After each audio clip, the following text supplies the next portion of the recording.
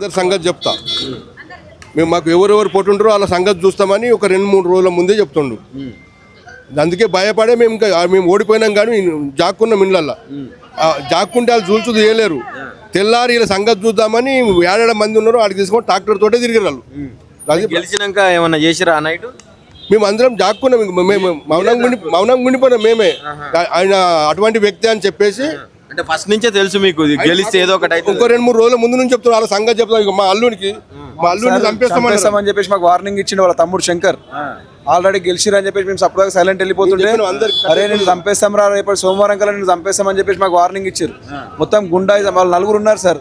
మేము 4 కలిసి ఏం చేసినా మాకు ఊళ్ళో ఎవరేమన్నారు, ఏం చేయరు, మేము 4 ఉన్నాం, చంపుతాం మేము అని చెప్పేసి మాకు వార్నింగ్ ఇచ్చారు సార్. మాకు కాకుండా వేరే వాళ్ళకి సపోర్ట్ చేస్తే మేము ఎవరిని కూడా ఉంచాం. ఎవరెవరు సపోర్ట్ చేసిన వాళ్ళందరినీ చంపుకుంటాం. గలీజ్ మాటలు తిట్టు మా పైన రావడం చేసారు సార్. మాకు అలాంటి వ్యక్తి అవసరం లేదని చెప్పేసి అనుకుంటున్నాం సార్. ఆ వ్యక్తి సర్పంచ్ వ్యక్తి మాకు వద్దు. 24 గంటలు కూడా కాలేదు, ఇంత అరాచకం చూపించిండు. 5 సంవత్సరాలు ఉన్నాడనుకో సార్, మా ఊరు నాగం చేసేస్తాడు సార్. మా అందరికి చంపుతాని చెప్పేసి బెదిరిస్తున్నాడు సార్. ఇప్పుడు ఊర్లో ఇంకా అలా కొడుకు sir Congress party mandal president ఉన్నా అని చెప్పేసి, ఎమ్మెల్యే నాకు రైట్ హ్యాండ్ ఉన్నాడు అని చెప్పేసి ఆగమాగం చేసుకుంటా. నాకు ఏదైనా ఎయ్యూరు, మీరు ఏది చేసినా నేను చూసుకుంటా. ఎమ్మెల్యే రాలేడు సార్. మాజీ ఎమ్మెల్యే వచ్చిండు, ప్రజెంట్ ఎమ్మెల్యే రాలేడు. ఏమైందని కూడా ఫోన్ లో రెస్పాన్స్ కాలేడు.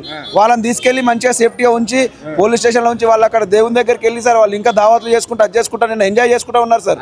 ఇంత అయినా కూడా ఘటన అయినాక కూడా ఈ రోజు కూడా సార్ మొత్తం ఊర్లోనే ఉన్నారు. వాళ్ళు ఎంజాయ్ చేసుకుంటారు సార్. వాళ్ళని ఎవరు కూడా ఎమ్మెల్యే ఉన్నాడని చెప్పేసి ఎవరిని కష్టాలు వేసుకోలేదు. లేదు, ఏదైనా చేయండి, ఎమ్మెల్యే మాకు సపోర్ట్ ఉన్నాడు. ఎమ్మెల్యేతో మేము ఏదైనా మాట్లాడుకుంటాం, మీరు ఏదైనా అని చెప్పి చెప్పారు సార్. ఒక 10-15 మంది ఉంటారు సార్. వాళ్ళందరికీ చెప్పేసి పెట్టేసింది సార్ ఒక గ్రూప్ కి. వాళ్ళందరూ వచ్చి మా మీద రాజకాలు చేస్తా ఉన్నారు సార్. గెలిచి 24 గంటలు కూడా కాలేదు, 12 గంటలు. ప్రజాపాలన లేదు సార్, రౌడీల పాలన ఉన్నది సార్. ఇది ప్రజాపాలన లేదు, రౌడీల పాలన ఉంది మొత్తం. వాళ్ళు మా ఊర్లో మొత్తం వాళ్ళు రౌడీలాగా ఉన్నాడు అనుకుని మేము అందరం కలిసి ఒక రకంగా ఉంటే అన్ని రాత్రికి పైసలు ఇచ్చుకుంటా ఓట్లు వేయించుకొని అందరి కాళ్ళు మొక్కి భయపెట్టి, మాకు ఓటు వేయకపోతే నేను చచ్చిపోతా, నేను ఉరిపెట్టుకుంటా, నా సావుకే రావాలని మీరు ఓటు వేయకపోతే అని చెప్పేసి అందరికి బ్లాక్ మెయిల్ చేసి ఓట్లు వేయించుకొని గెలిచింది సార్. అలాంటి క్యాండిడేట్ మాకు సర్పంచ్ ఉండడం కూడా అవసరం లేదు. అతన్ని కలెక్టర్ ద్వారా బర్తరఫ్ చేయించాలని చెప్పేసి మేము కోరుకుంటున్నాం సార్. ఈ ఘటనకు సంబంధించి సార్, ఈ ఘటనకు ఎలాంటి ఇష్యూ అయిందో ఇష్యూకి మొత్తం కారకులు వాళ్ళే, ఎమ్మెల్యే అనుచరులే. ఎమ్మెల్యే దగ్గర ఉండి చేయించిండు. మాకు సార్ మా 9 మంది ఉన్నాం సార్. మాకు 9 మందికి కాంగ్రెస్ టీఆర్ఎస్ హయాంలో వచ్చిన డబుల్ బెడ్రూమ్ సార్, అవి రాకుండా చేసేసి ఆయన మండల ప్రెసిడెంట్గా ఉండి ఆ ఎమ్మెల్యేతోని ఆపేపించి ఇప్పటికీ కూడా డబుల్ బెడ్రూమ్ ఇల్లు రాకుండా చేయించి మాకు సర్పంచ్ ఎలక్షన్లలో సపోర్ట్ చేస్తేనే మీకు అవి రప్పిస్తా, లేకపోతే మీకు ఒక్కళ్ళు కూడా రానియా కొడుక మిమ్మల్ని చంపేస్తా అని చెప్పి మాకు వార్నింగ్ ఇచ్చింది సార్. ఆయన మండల ప్రెసిడెంట్గా ఉండి మొత్తం అరాచకాలు చేస్తుంది సార్. ఆయన మండల ప్రెసిడెంట్గా కూడా అతను తొలగించి మండలంలో ఎలాంటి అన్యాయాలు జరగకుండా చూడాలని చెప్పి, ఇలాంటి పరిస్థితి ఎవరికి కూడా రావద్దని మేము కోరుకుంటున్నాం సార్. మా అన్న పైన దాడి చేశారు. పోటీ చేసిన మా అన్న ఓడిపోయాడు. బాలరాజు 33 ఓట్లతో ఓడిపోయాడు.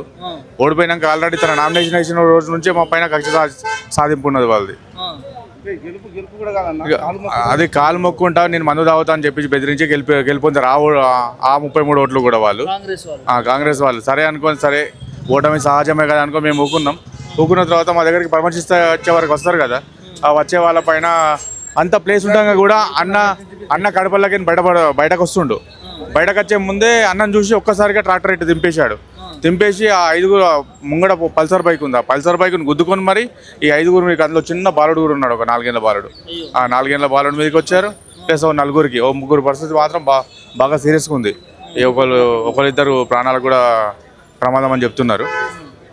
దీన్ని బట్టి మరి ఏం జరుగుతుందో చూడాలి. మరి మనం అన్నకేమో స్వల్ప గాయాలతో బయటపడ్డాడు. నిన్న మొత్తం పికెట్ నిర్వహించారు. ఏమన్నా గొడవలు అయితే గ్రామంలో వెళ్తే మా చర్య తీసుకుంటామని చెప్పేసి ఆ ప్రాంత ఎమ్మెల్యే మదన్ మోహన్ చెప్పిండట. మరి అది మాత్రం కరెక్ట్ పద్ధతి కాదు. ఎందుకంటే వాళ్ళందరూ లేని వాళ్ళే, ఆ కుటుంబ సభ్యులు మొత్తం ఎవరైతే గాయపడ్డారో పరామర్శిస్తానికి వచ్చారు కదా, వాళ్ళంతా లేని వాళ్ళే అన్నమాట. అది ఏం జరుగుతుందో మన ప్రభుత్వం ఏం డిసైడ్ అవుతుందో చూడాలి మనం. ఎందుకు అసలు ఇట్లాంటి దాడికి ఎందుకు పాల్పడుతూ ఉన్నారు గ్రామాలలో? అంటే ఈ చివరి ఎన్నికలు వస్తూ ఉంటాయి, పోతూ ఉంటాయి.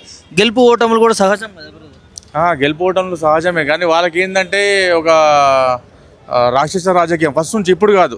వాళ్ళు గెలుపొందినప్పటి నుంచి ఇంతకుముందు ఒకసారి ఉప సర్పంచ్ చేశారు, ఒకసారి సర్పంచ్ చేశారు, మళ్ళీ ఈసారి కూడా అదే రాక్షసం.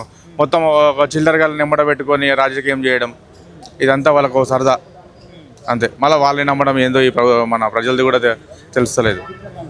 ఏంది ఇది? ప్రజాప్రభుత్వం అని చెప్తా ఉంటారు ముఖ్యమంత్రి రేవంత్ రెడ్డి. మరి ఏంది ఇలాంటి ఘటనలు జరుగుతున్నాయి? వాళ్ళ వెనుక ప్రజలు లేరు. అంతా ఏంటంటే మొత్తము దొంగ రాజకీయం. నైటే డబ్బులు పంచడం కానీ, నేను చనిపోతాను బెదిరించడం కానీ, నేను పొలం అమ్ముకుంటాను బెదిరించడం కానీ, మీరు లేకపోతే మాకు లేదు, వేరేది నాకు ఇదే రాజకీయ భవిష్యత్తు ఒకటే, నాకు వేరే భవిష్యత్తు లేదు అనడు కానీ, ఇదంతా దొంగ మాటలు చెప్పేసి మనకు మన పైన కక్ష సాధింపు ఇదంతా. ఎవరైతే మంచిగా ఉండి ఇప్పుడు అన్న రాజకీయ జీవితం ఒక 16 రోజులు కూడా కాదు, 16 రోజులు కాదు. అన్నకు రాజకీయ అనుభవం లేదు. ఏం చేసేవాడు మామూలుగా రైతా? చికెన్ సెంటర్ నడిపించేవాడు ఆయన. కానీ ఏమైందంటే, అరే రాజు నువ్వు వేస్తే నేను కంపల్సరీ ఓడిపోతారా అని చెప్పేసి ఫస్ట్ రోజు నుంచే ఆయన మీద కక్ష సాధింపు, కొంతమందితో మాట్లాడిపించి చెప్పడం కానీ నువ్వు విడ్రాగా అని, అది బాగా వాళ్ళ మధ్య పేరుకుపోయింది అనమాట.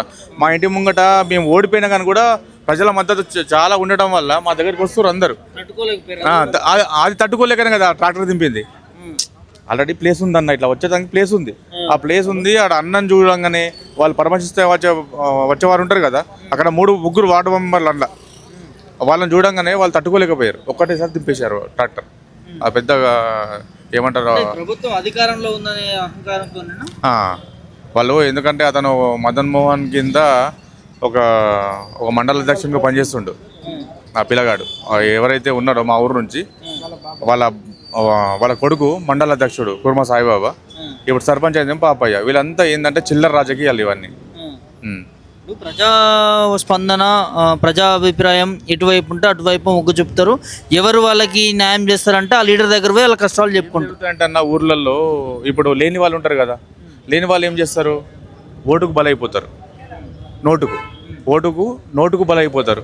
నైట్ ఒక 5,000 చేతిలో పెట్టగానే అయ్యో మాకు ఇప్పుడు ఖర్చులకు డబ్బులు లేవు కదా, వీడు ఆదుకున్నాడని చెప్పేసి ఆ ఫీల్ అయిపోయి ఆ ఓటు రాజకీయంతో వాడు గెలుపొందిండు అంతే.